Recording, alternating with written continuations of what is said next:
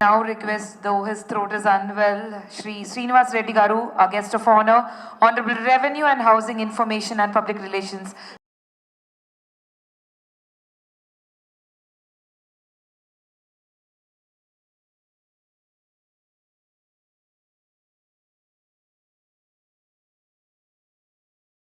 ఈరోజు 31st anniversary డేని మంచి అద్భుతంగా మోర్ దాన్ 1000 మెంబర్స్తో హైదరాబాద్లో జరుపుతున్నందుకు on behalf of Telangana government పక్షాన నేను కూడా ఈ పాలిటిక్స్లోకి రాకముందు ఒక కాంట్రాక్టర్గా ఈ బిల్డర్స్ అసోసియేషన్లో కూడా మెంబర్ని. మీ అందరికీ అభినందనలు కృతజ్ఞతలు తెలుపుతూ ఒక కాంట్రాక్టర్గా కొన్ని విషయాలు గౌరవ ముఖ్యమంత్రి గారికి, ఇరిగేషన్ శాఖ మంత్రి వారికి, R&B మంత్రి వారితో పాటుగా నేను కూడా చెప్పుకోవాల్సిన కొన్ని అంశాలు ఉన్నాయి. డెఫినెట్గా కాంట్రాక్టర్ అంటే 1000 కోట్లు వర్క్ చేస్తే ఆ 1000 కోట్లు కాంట్రాక్టర్కి మిగలవు. కానీ బయట సమాజంలో మట్టుకు ఆ 1000 కోట్లకు రెస్పాన్సిబిలిటీ కాంట్రాక్టరే. తెలంగాణ రాష్ట్రం ఏర్పడిన తర్వాత జరిగిన అభివృద్ధి కార్యక్రమాలు దాన్ని ఇక్కడున్న ఈ ప్రొఫెషన్లో ఉన్న అందరూ ప్రత్యక్షంగా చూసాం. పేమెంట్ల విషయంలో ఏ రకంగా ఆనాడు ఉన్న సిస్టాన్ని డీవియేట్ అయి పేమెంట్లు ఏ రకంగా మనం రిసీవ్ చేసుకున్నామో మనందరికీ తెలియంది కాదు, నేను ప్రత్యేకంగా చెప్పనవసరం లేదు.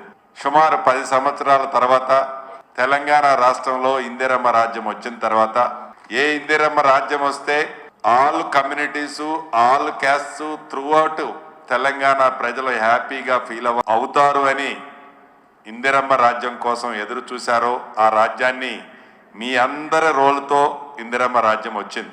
అయితే గౌరవ ముఖ్యమంత్రి గారు కానీ, గౌరవ ఇరిగేషన్ శాఖ మంత్రి వర్యులు కానీ బాధ్యతలు స్వీకరించిన దగ్గర నుంచి కేబినెట్ మంత్రులమైన మేమందరం కానీ ఏదైతే ఆనాడు అద్భుతంగా ఈ ప్రపంచానికే ఒక రోల్ మోడల్గా కట్టామనే కాళేశ్వరం ప్రాజెక్టు టాస్క్ ఈనాడు ఈ రాష్ట్ర ప్రభుత్వం ఏ రకంగా బరాయించుతుందో మీకు తెలియదు కాదు.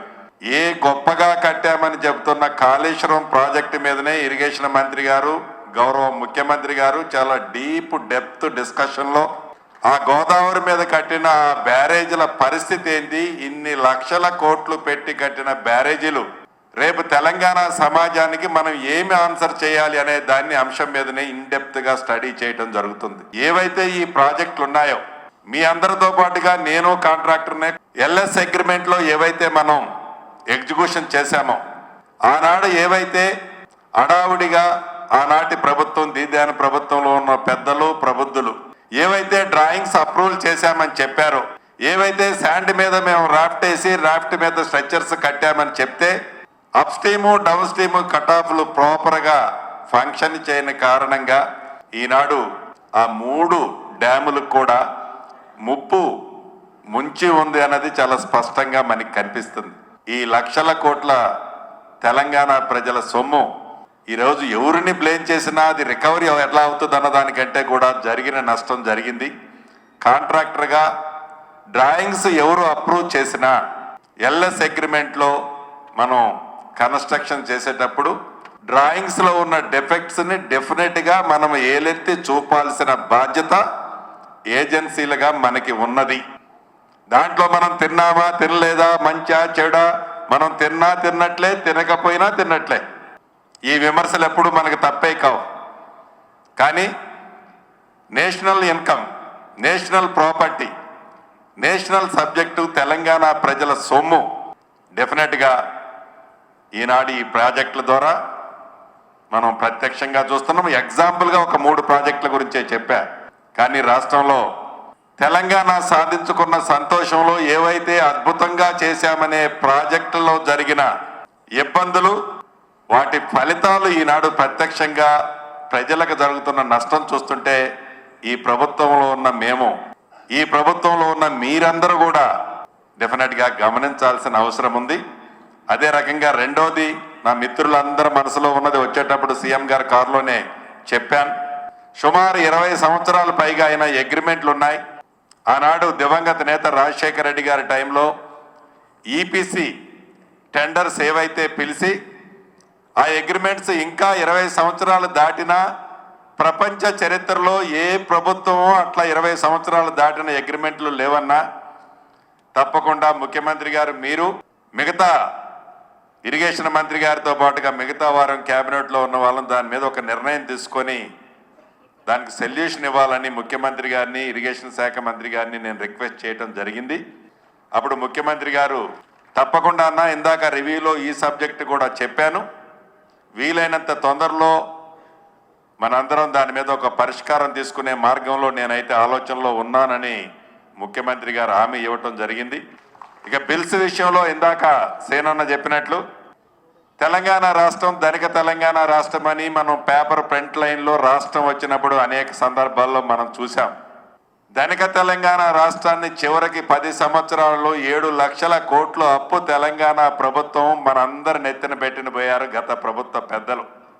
దీంట్లో బిల్స్ పెండింగ్ ఇందాక అన్నట్లు 10,000 కాదు 12,500 13,000 కోట్ల పెండింగ్ బిల్స్ ఉన్నాయి.